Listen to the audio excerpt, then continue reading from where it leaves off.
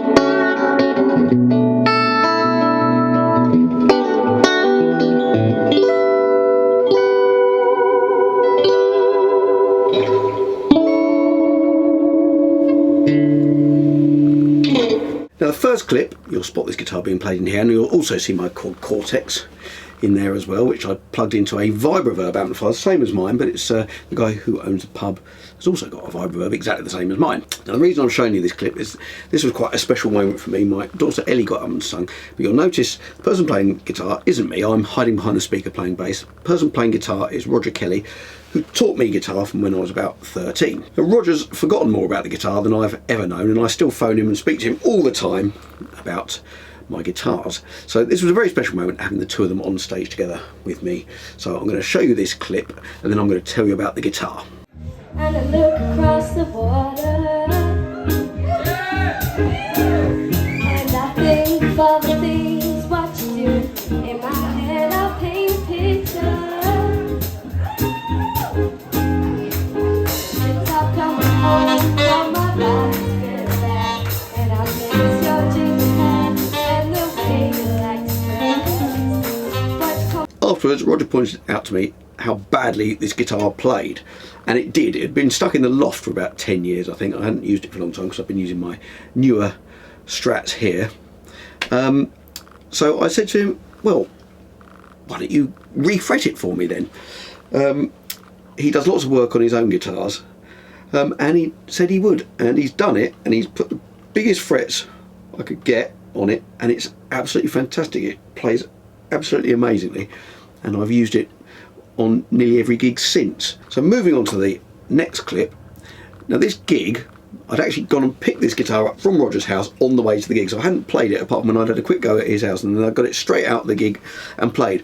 Now that probably would have been enough for one new thing on a gig, but of course I did something else as well, because I just got my Milkman amp not very long before, and I've got a switch box which I haven't really used to split and use 2 amps. So I used this and my car amp because they were so small I could fit both of them in the car easily. It's the only time I've had 2 amps that I could easily transport. So I decided to use a 2 amp setup. I'm going to show you a couple of clips here, see if you can hear the sound of the 2 amps. One of them is playing this guitar, the other one is playing my Danny Gatton Telecaster. The first song is Freebird, which was a request, and I don't think I've played this since I was at school, so I did the required 10 minutes of guitar nonsense at the end. I've cut most of that out and just shown you a bit of the widdly diddly I did.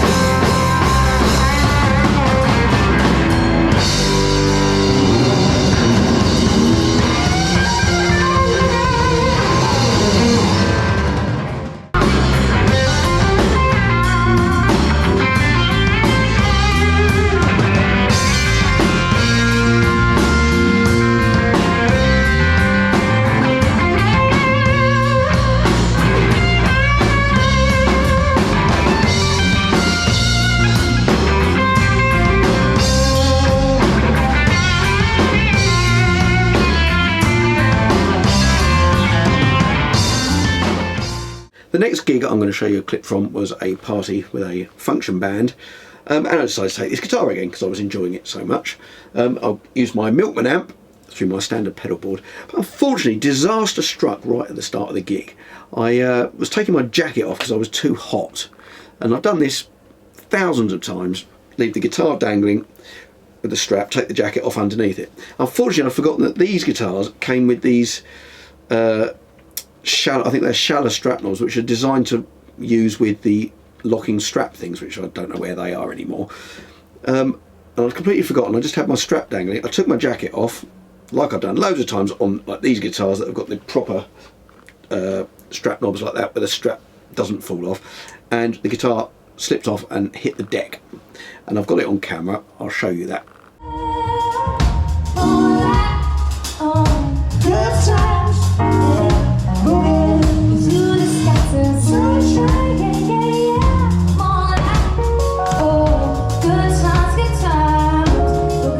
Now this was a horrible heart-stopping moment. Only the second time I'd used the guitar since I got it refreshed, and I thought, oh no, I've ruined it. But I picked it up, it hadn't even gone out of tune. These are pretty well made. Unfortunately, I did notice afterwards that I've got a crack now that runs along here and all the way back to here, but I think it might just be the paint because I can't see any crack in this cavity here, so I'm hoping it's just the paint, but further inspection is required. So the next clip, you'll hear that the guitar was working perfectly all right, and this is a solo on Treasure by Bruno Mars.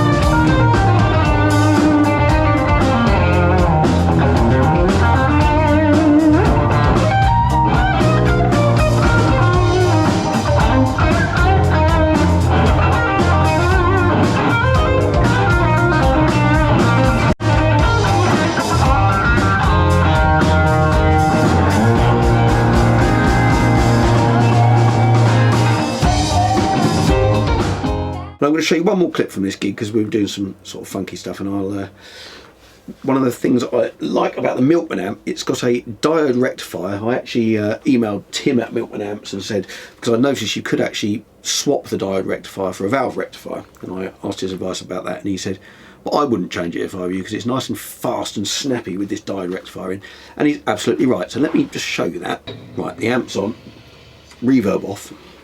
I was listening to Corey Wong. He said that's the first thing he tells people when they're going to play funk guitar, turn the reverb off.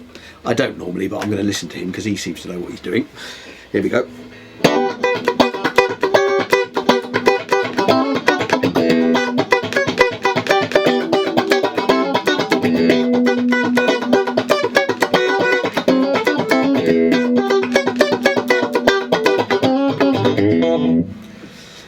So hopefully you can hear that, how crisp and fast the attack is. It's faster than it is on an amp with a valve rectifier. Now I think that's the main reason it's like that.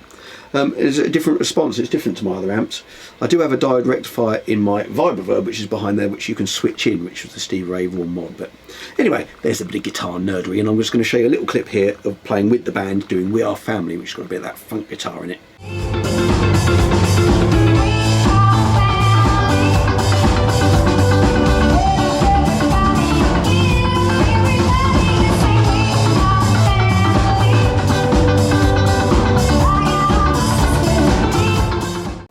Now the next gig, I didn't use this guitar actually, I used my other Strat, and the reason being was it was a last minute gig at one of the venues we play regularly. We normally do 2 a month, but they had an extra Wednesday night they wanted us to fill, but the singer couldn't do it, so I was having to step to the front and become the singer for the night, and I thought, I've got enough to think about with singing as well. I'm going to play my very familiar guitar that I play all the time, although it was through my new Milkman amp. So this is the sound of my Milkman amp with my standard pedal board.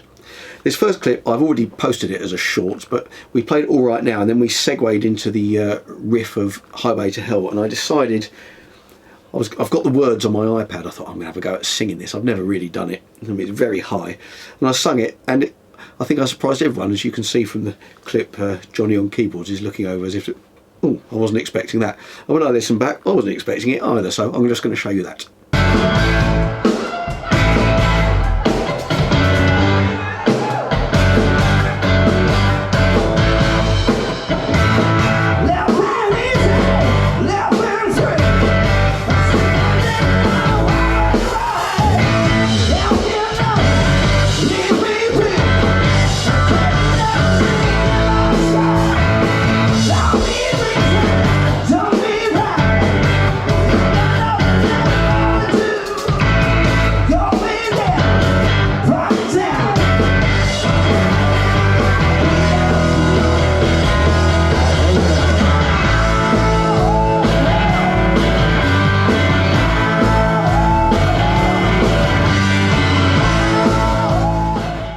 Next, so you can hear what the Milkman sounds like, here's a solo from Lovely Day.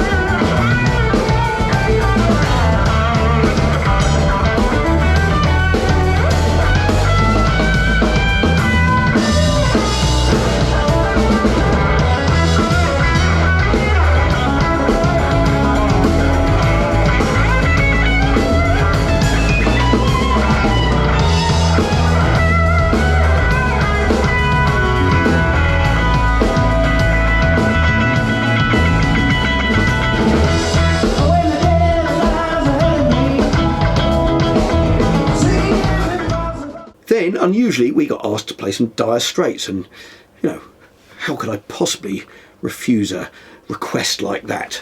I mean, normally I play it whether people want to hear it or not, but people actually asked for it, so we did Sultans of Swing. And I did my normal trick of doing the speeding up when it does the bit at the end. And if you look over, see Johnny on keyboards. Now, Johnny can play anything. I've done gigs with him on drums, bass, but his main thing is keyboards. And he can play absolutely anything, and he harmonised the fast widdly bit at the end, and I know he can play it faster than me, but it was yeah, a bit of fun here anyway. I get a bit messy, I'm sure Johnny's playing it absolutely perfectly, so check this out, bit of silliness at the end of the gig.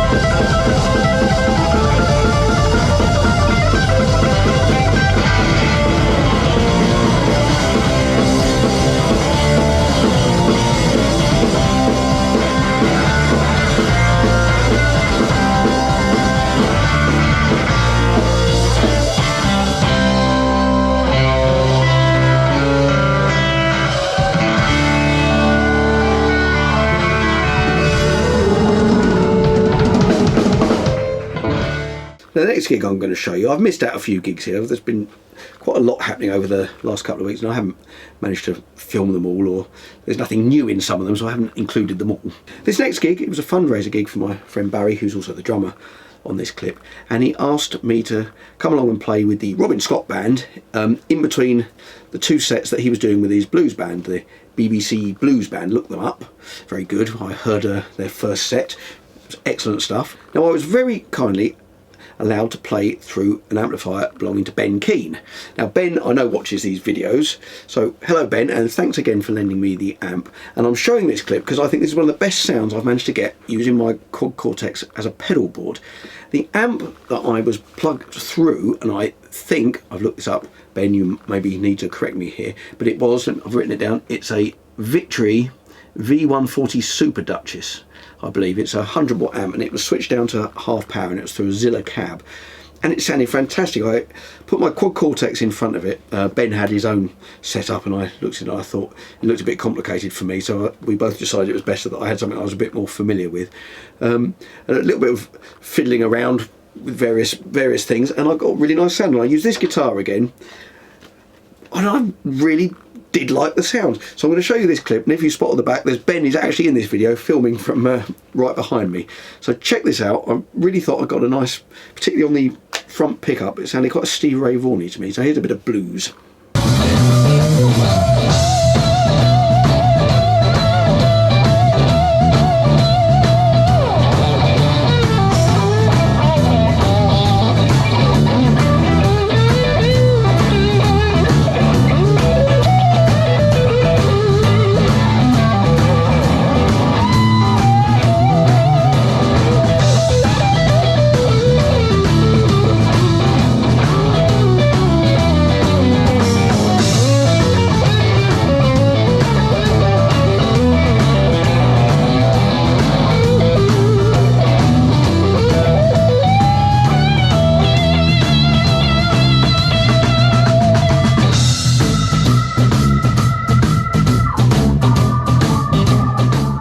We also did a version of Lady Madonna, and this went super funky. It's never gone this funky before. It's Robin singing and playing the piano, who's fantastic, and it's Dave and Barry on drums, but it's Barry's gig, and Barry and Dave play loads together, and they're such a tight rhythm section. It's a real pleasure to play with them, and this went super funky. So this is a super funky version of Lady Madonna.